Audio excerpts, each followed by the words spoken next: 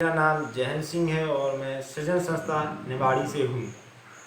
सृजन संस्था बेवाल कार्य कैंप के अंतर्गत जल कृषि आजीविका पर कार्य करती है। हम लोग किसान भाइयों से व्यवहार इस प्रकार बनाते हैं, किसानों से जाकर गांव की समस्या, खेती की समस्या, उसके परिवार की समस्या को लेकर चर्चा करते हैं। इसी प्रकार से हम व्यवहार बनाते हैं।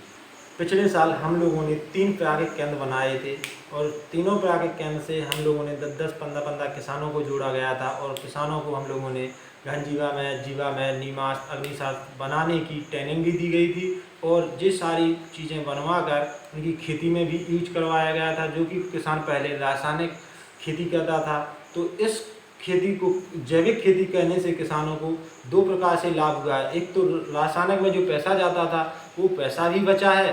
दूसरी बात, किसानों को जो पानी ज़्यादा देना पड़ता था अपनी फसल में, उस पानी में भी थोड़ा परिवर्तन आया है। जैसे पहले 4-5 पानी लगते थे तो अब 1 पानी कम लगता है।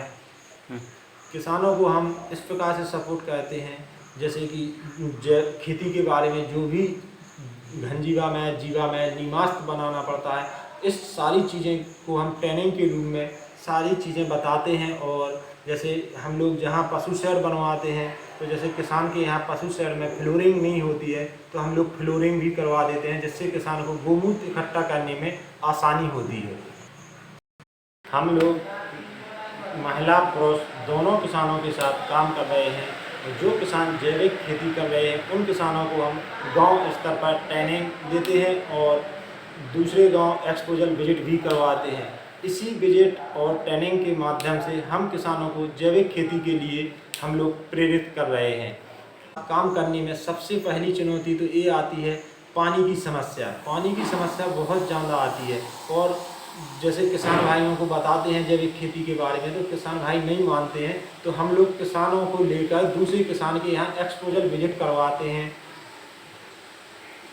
एक्सपोजर विजिट के माध्यम से हम किसानों को ये दिखाते हैं कि ये किसान कर रहा है तो आप लोग क्यों नहीं कर सकते हैं, आप लोग भी तो मेहनत करते हैं, आप लोग क्यों नहीं अपना पैसा बचा सकते हैं ना।